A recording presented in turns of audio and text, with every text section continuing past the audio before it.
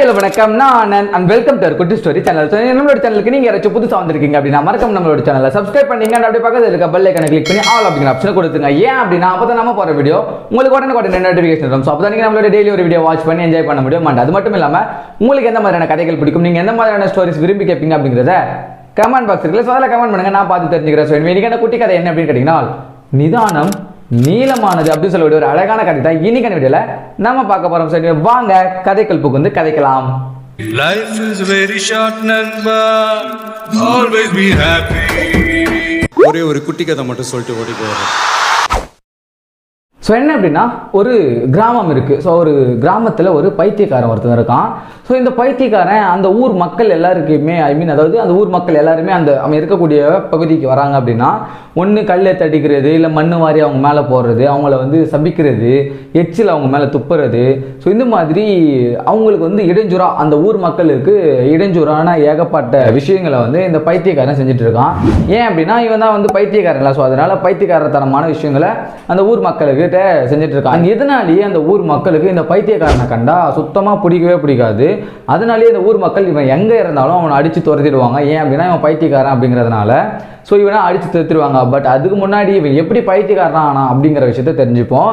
So ஆக்சுவலா இவன் ஏன் எப்படி பைத்தியமானா அப்படின்னா, இவனுடைய ஊருக்கு பக்கத்து ஊரில் இருக்கக்கூடிய ஒரு சர்க்கஸ் குடோனுக்கு போகிறான். ஸோ அப்படி சர்க்கஸ் குடோனுக்கு போகிற இடத்துல சர்க்கஸ்லாம் நடந்துட்டு இருக்கு.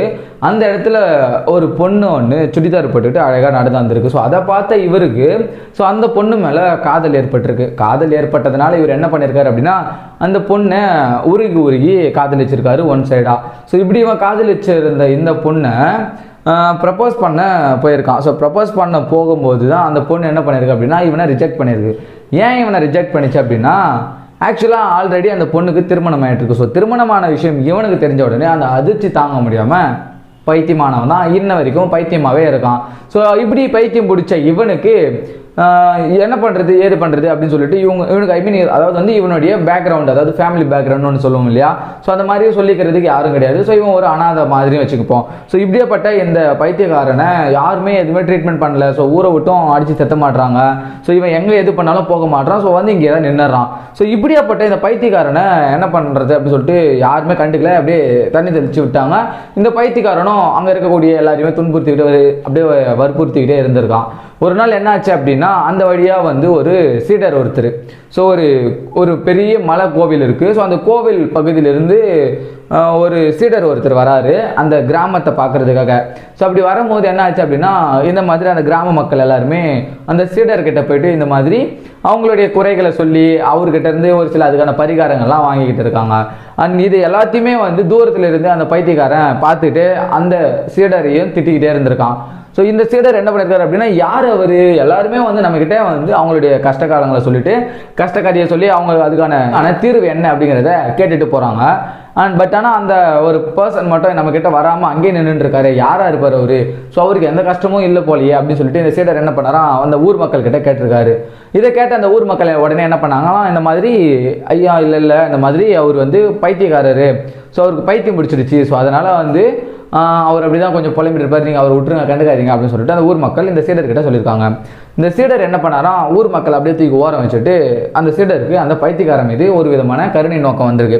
ஸோ இந்த பைத்தியத்திலேருந்து இவர் எப்படியாவது காப்பாற்றணும் அப்படின்னு சொல்லிட்டு உடனே என்ன பண்ணியிருக்காரா, அந்த சீடர் அந்த பைத்தியக்காரனை அங்கேருந்து கூட்டிகிட்டு தன்னுடைய குரு இருக்கக்கூடிய அந்த மலைப்பிரதேசத்துக்கு போயிட்டு அந்த கோவில் இருக்குல்ல, ஸோ அந்த குருவோடைய கோவிலுக்கு போயிட்டு இந்த மாதிரி குருவை இங்கே பாருங்கள், நான் ஒருத்தரை கூட்டிகிட்டு வந்திருக்கேன். ஸோ அவருக்கு பைத்தியம் பிடிச்சிருக்கு, பைத்தியக்காரன் அப்படின்னு சொல்லிட்டு பட்டம் கொடுத்துருக்காங்க, பைத்தியம் அப்படின்னு சொல்லிட்டு அவரை அந்த ஊர் மக்கள் எல்லாரும் ஒதுக்கி வச்சிருக்காங்க. அப்படியேப்பட்ட ஒரு பர்சனை நான் கூட்டின்னு வந்திருக்கேன். ஸோ என்ன பண்ணுறது குருவே அப்படின்னு சொல்லிட்டு அந்த சீடர் தன்னுடைய குரு கிட்ட கேட்டிருக்காரு. இதை கேட்ட அந்த குரு என்ன சொன்னாராம், இந்த மாதிரி அவரை எதுவும் பண்ணாதீங்க, அங்கே ஒரு மூலையில் அமைதியாக உட்கார வைங்க, உட்கார வச்சுட்டு அவர்கிட்ட யாரும் போகாதீங்க, அவர் தனியாக உட்கார வச்சுட்டு அவருக்கு தண்ணியும் சாப்பாடு உணவும் கொடுத்துருங்க. கொடுத்துட்டு அவரை யாரும் சாப்பிடுங்க அப்படின்னு சொல்லிட்டு கட்டாயப்படுத்தாதுங்க, சாப்பிடுன்னு கூட சொல்லாதீங்க, அவருக்கா பசி எடுத்தால் சாப்பிடட்டும். ஸோ அது வரைக்கும் அந்த உணவு அங்கேயே இருக்கட்டும், அவர் பசி எடுத்தால் அவர் சாப்பிட்டுப்பாரு சொல்லிட்டு அந்த குரு சொன்னாராம். இதை கேட்ட அந்த சீடர் உடனே அந்த பைத்தியக்காரனை கூட்டிகிட்டு போய்ட்டு ஒரு மூலையில் உட்கார வச்சுட்டு நீர் சாப்பாடு எல்லாமே வச்சுட்டு சாப்பிடுங்க அப்படின்னு எதுவுமே சொல்லாமல் வந்துட்டுருக்காரு. இவரும் என்ன பண்ணியிருக்காரு அப்படின்னா அங்கே இருக்கக்கூடிய எல்லாமே பார்த்துருக்காரு. ஸோ அதாவது இந்த பைத்தியக்காரத்தனமான கல்லை தடிக்கிறது, மண் வாரி அடிக்கிறது, இந்த மாதிரி விஷயம்லாம் பண்ணுவார்ல அந்த பைத்தியம் பிடிச்ச அந்த பர்சன். ஸோ அப்படி இருக்கும்போது அந்த கோவில்லையும் அதே மாதிரி ஸோ அந்த மாதிரி கல் எடுத்து அடிக்கிறது, மண் வாரி போடுறது, இது மாதிரி எல்லா விஷயத்தையுமே அந்த பைத்தியக்காரன் பண்ணிட்டு இருந்திருக்கான். அண்ட் இதை கவனித்த அந்த சீடர்கள், குரு எல்லாருமே யாருமே அந்த பைத்தியக்காரனை கண்டுக்காமல் ஸோ அவங்களுடைய வேலையை மட்டுமே பார்த்துருந்துருக்காங்க. அண்ட் இந்த பைத்தியக்காரனுக்கு எதிர்வினை தெரிவிக்கிறதுக்கு யாருமே இல்லை. ஸோ ஆக்சுவலாக நீ ஒரு தப்பு பண்ணுற அப்படின்னா அந்த இடத்துல இப்போ நீ ஒரு காட்டுக்குள்ளே இருக்க அப்படின்னா யாராவது இன்னொரு பர்சன் இருந்தால் தான் மச்சான் இந்த வழியில் போகலாம்டா, இல்லை மச்சான் நீ அந்த வழியில் போகலாம் அப்படின்னு யாராவது ஒருத்தர் சொன்னால் தான் உனக்காக தெரியும். ஸோ இந்த வழியில் போகலாம், அந்த வழியில் போகலாம் அப்படிங்கிறத. ஸோ நீ அதாவது இதை சைடு இதை பண்ணாத அப்படின்னா அதை தான் பண்ணுவோம். ஸோ அதை பண்ணு அப்படின்னா அதை பண்ண மாட்டோம். ஸோ அந்த மாதிரி நம்மளுக்கு எதிர்வினை, அதாவது நமக்கு ஆப்போனெண்ட்டில் யாராவது ஒருத்தவங்க ஒரு விஷயத்த கொடுத்துட்டே இருந்தால் தான் நம்மளும் அதுக்கேற்ற மாதிரி பண்ணுவோம். ஸோ அதனால் அந்த பைத்தியக்காரனுக்கு எதிர்வினை தெரிவிக்கிறதுக்கு யாருமே கிடையாது அந்த கோவிலில். ஸோ ஒரு நாள் என்னாச்சு அப்படின்னா அந்த குரு ஆழ்ந்த தியானத்தில் உட்காந்து இருந்திருக்காரு. ஸோ உட்கார்ந்துருந்த அந்த குரு கிட்ட இந்த பைத்தியக்காரன் தானாக எழுந்து வந்து இந்த மாதிரி எனக்கும் இதை சொல்லிக் கொடுக்குறீங்களா தியானம் பண்ணுறதுக்கு அப்படின்னு சொல்லிட்டு கேட்டிருக்கான்.